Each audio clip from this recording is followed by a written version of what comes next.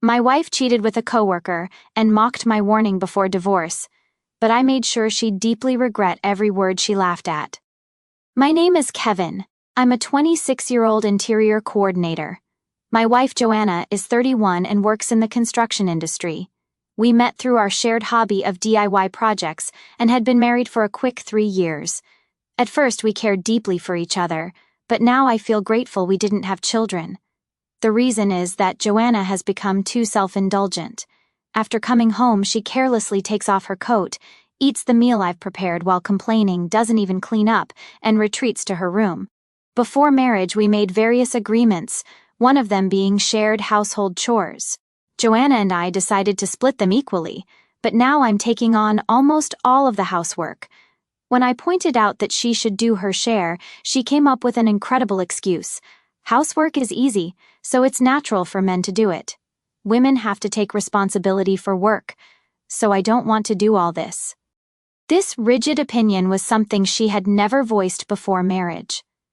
The fact that I earned more than Joanna also played a part in her turning against me. By the time I reached Joanna's age, I was planning to be independent and should be able to increase my income even more. Perhaps resenting that, Joanna contributed only the bare minimum of her earnings to the house without saving, spending her money however she liked.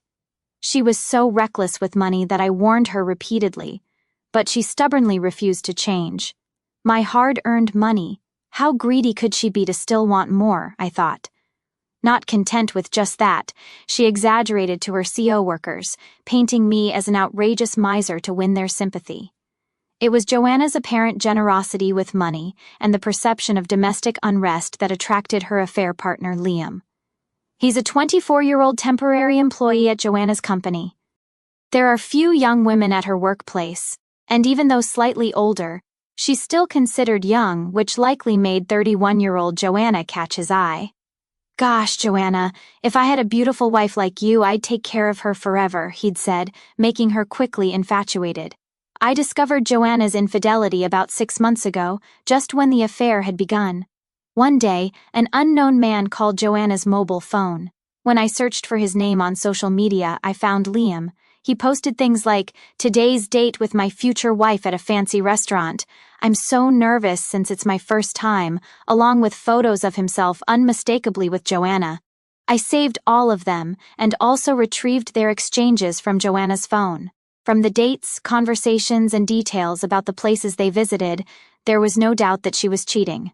When I found out about her infidelity, I felt neither anger nor sadness, only emptiness.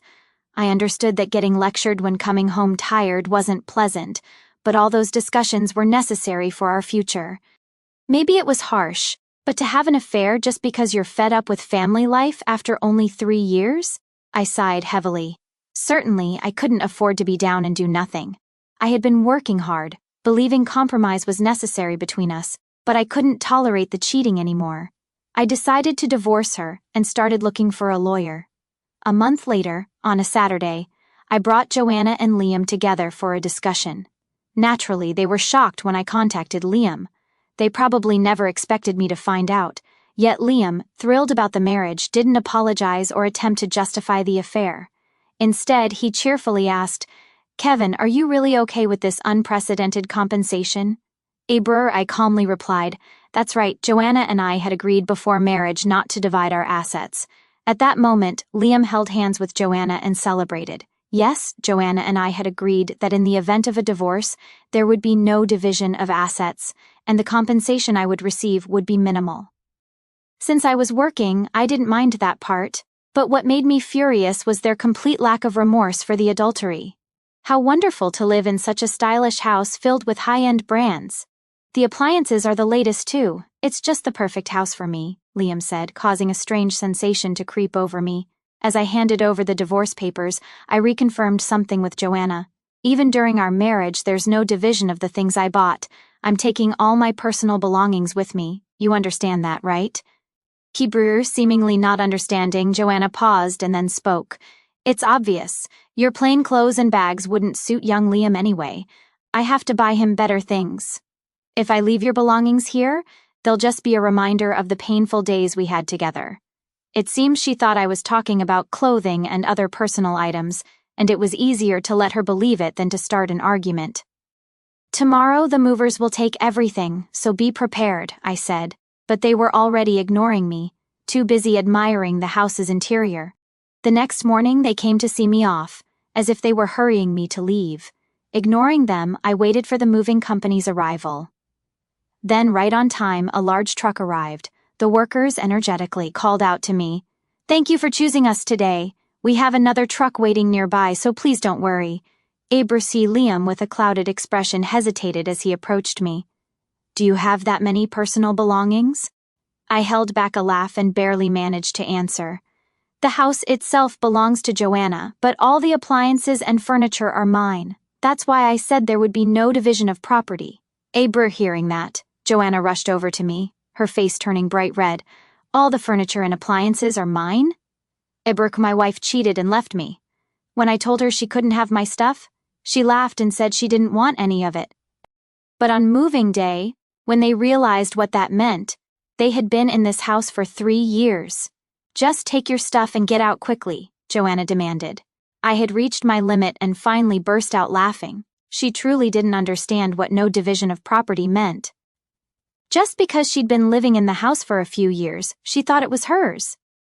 Berfie, you must be joking. Hey, you're not really planning to take everything, are you?" Joanna, perhaps panicked by my attitude, lowered her voice to check with me. Meanwhile, the movers continued steadily transporting the furniture. "Don't worry," I replied. "The only memories of living with you I'll leave behind." At that, Joanna ran to the study in a panic. I always kept copies of receipts there, so she must have gone to check which pieces of furniture were being taken. But her search was in vain. There wasn't a single piece of her furniture or appliances in this house. Joanna had inherited the house from her parents, who owned it as a rental property.